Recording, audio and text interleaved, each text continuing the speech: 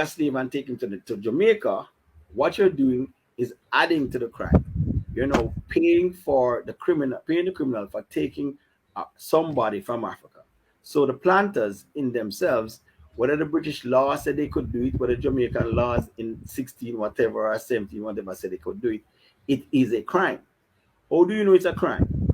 By the time they abolished slavery in the early part of the 1804 or whenever, what they said at the time was that slavery was a sin and slavery was a breach of the black people's human rights. That's as Yeah. far back as 1804. Yeah.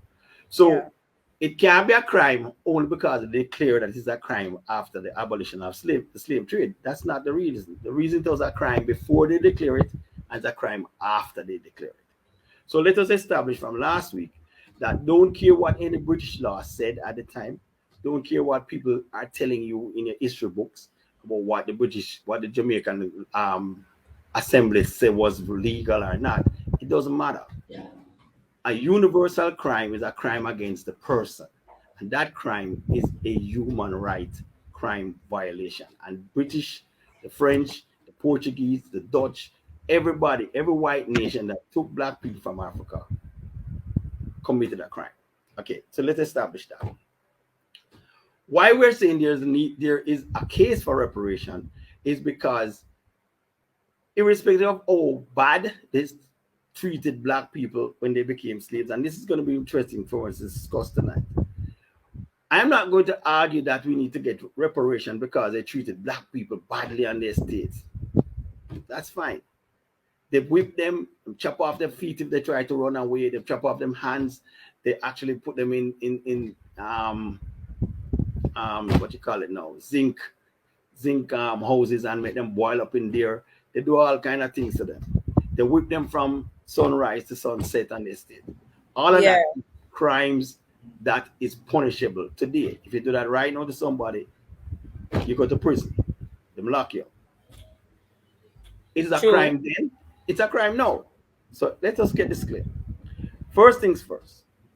On the sugar estate, the planter owns the land, and according to the law at the time, they said he owns the slaves. He can treat them any way he wants to treat them according to the laws at the time. But the most important thing is that he has the slaves as workers. If you don't pay the slave for his labor, you are getting his labor for free. At the same time, when you had the slaves in the Caribbean and in America and in Latin America, the British had Indians that were paying small amount of monies per day to work on sugar estates. So on one side of the world, they were having black people working for free. They didn't pay them anything. And in the other side of the world, they were paying Indians in India monies for doing the very same thing. So what I want to establish tonight is we have a basis to say that you should pay slaves for their labor because you were paying Indians for their labor. Makes sense, right?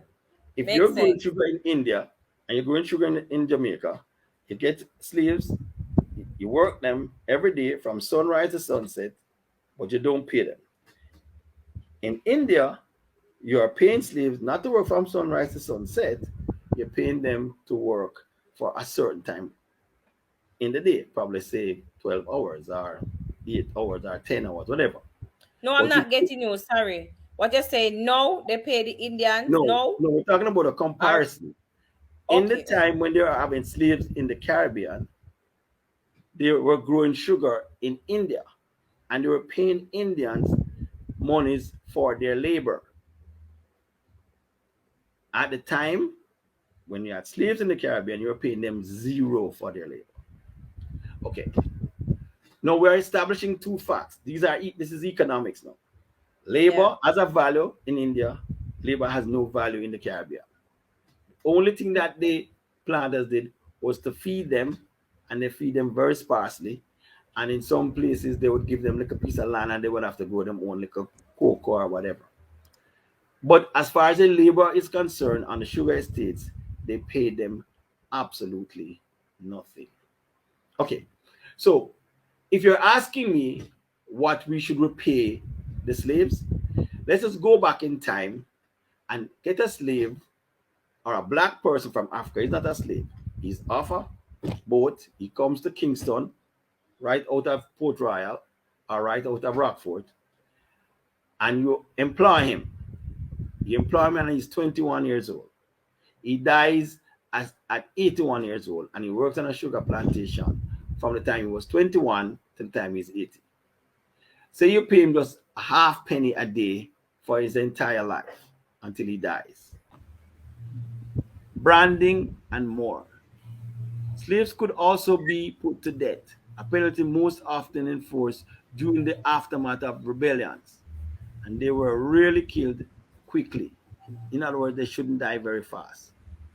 The torturous Wow. execution meted out to those who led uprisings or accused of collaborating in uprisings, provided the the lurid examples of human cruelty in the history of mankind on record. Now, let me explain this to you. Slavery was brutal. It was cruel, and white persons like overlords literally reveled in just keeping black people punished throughout the entire slavery period. Anybody trying Yeah. to make it that slavery was just a cookie crumble, and it was a nice little party, and it was very nice to live on a slavery state. It's not true. Well, let me put this in a realistic way, and I want everybody to listen to me.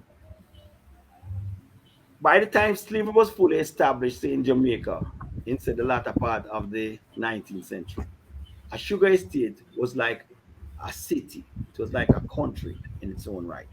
People had grown to understand how they should survive on a sugar estate. And it had its own social systems and social norms. It had its own hierarchy in which you'd have, like, if you're a wheelwright, or you're uh, a shoemaker, or you could make barrels, then you're a Yeah. better skill. And if you were working in the house, you were probably treated a little better, and so on. So what happened over time is that you could literally divide and rule slaves by playing them off in terms of either their skin color, or either in terms of their opportunities to feel a little better. They got a little more food, they got a little more a cleaner clothes, or they got more clothes during the year. For instance, slaves would give them clothes like in Easter and in Christmas. That's it. Those clothes that they have, they would have to wear them for the entire year. And then next year again, them get another amount of clothes.